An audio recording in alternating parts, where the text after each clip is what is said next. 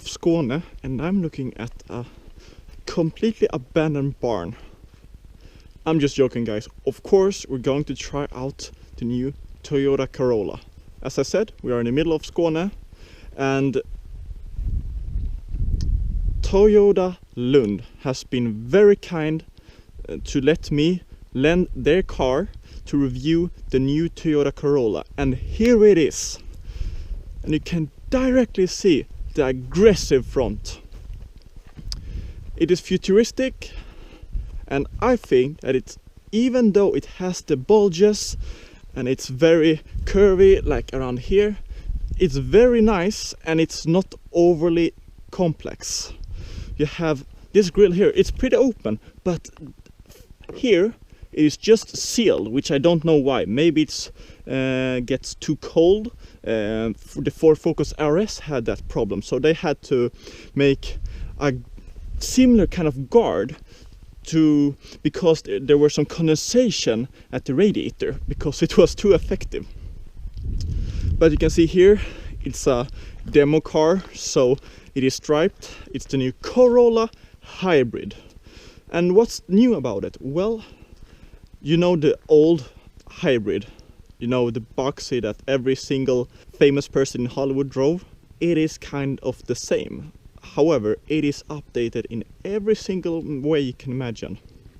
So it is the Hybrid. It's a 2.0 liter 4-pot with a petrol engine, and it has quite a long range.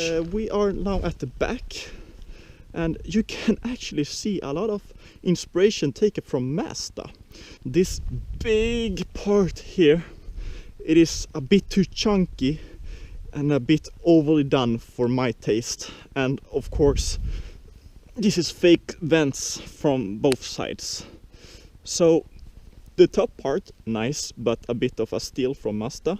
And the lower part here at the rear is a bit too much. The wheels are very nice, and I like that they have done a two-tone. You have the red and you have the black.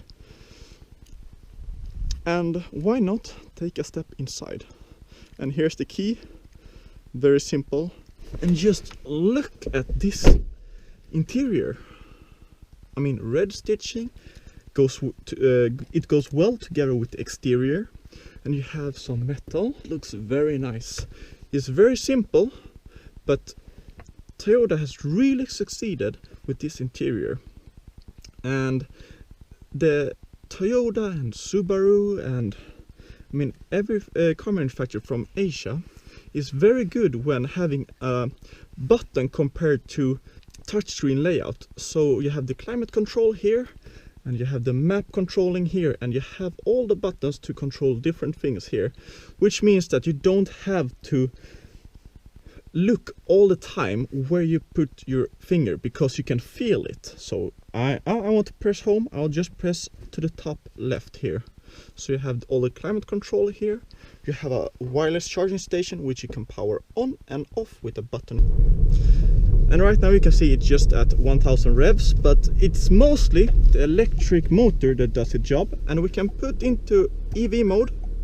But right now it's unavailable for some reason, which I found is pretty interesting. You can't use it whenever you want. Most often there's a speed limit that you have to keep under, like 50 kilometers an hour or something.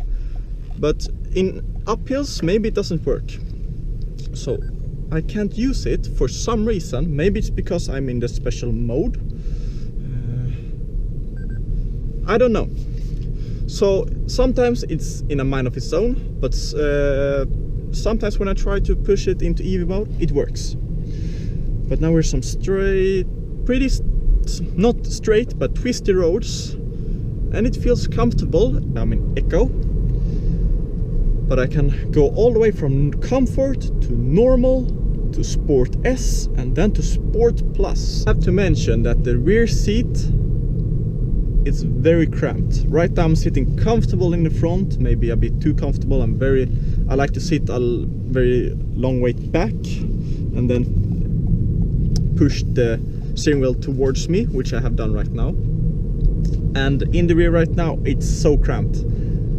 I can't sit there for over 10 minutes. So I'm 187 and the person that wants to buy this has to be a bit smaller if they want to sit in the rear. So it's most likely for children or smaller people,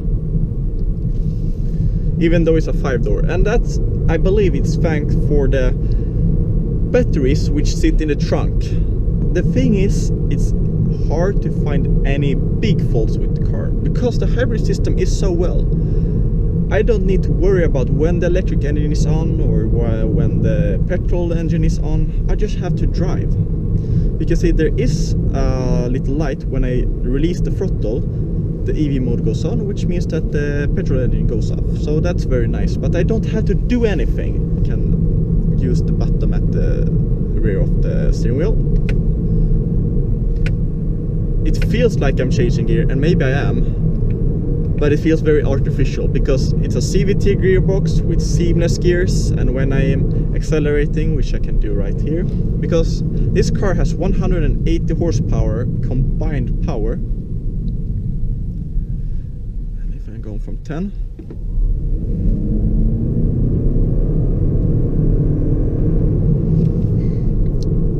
it's a very monotonous sound.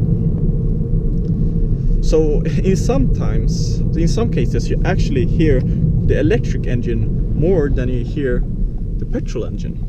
Combined fuel consumption, which right now has been around 5 liters per 100 kilometers, which is fine. This car dry weighs about 1.5 tons, and fully loaded it weighs up just under 2 tons. However, the not load capacity but drag capacity, when you want to have a camper van or something behind you, you can only drag 750 kilograms, and that's quite small. It's not that much, which is fine for the hybrid system, but I don't think that anyone that drives this car will want to use this car for hauling trailers or anything like that. The springs are stiff, which means that the car doesn't roll when you're going into corners, but the springs handle the bumps and the unevenness of the road so good. It's so comfortable to drive, and I have no problem driving far distances with this car.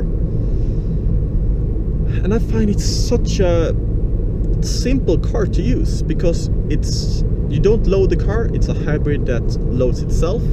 The sportiness is there. There's a hint of sportiness, but not as much as Toyota may try to convince the buyer that it has. But the design, both interior and exterior wise, makes the car feel sporty. There's no question about it. And if you want to take the corners a bit faster, it's possible, but it's in no means, it doesn't encourage it, but it handles it. And that's most thanks to the damper and the tires. The question is, do I like this car? And the matter of fact is, I do. It's comfortable. It is quick with its 180 horsepower, and the torque from the electric engine makes the car really peppy to drive around the city. The petrol engine comes into its natural habitat when you drive on highways and routes like this. But would I buy it? Maybe. It's a very good hybrid system.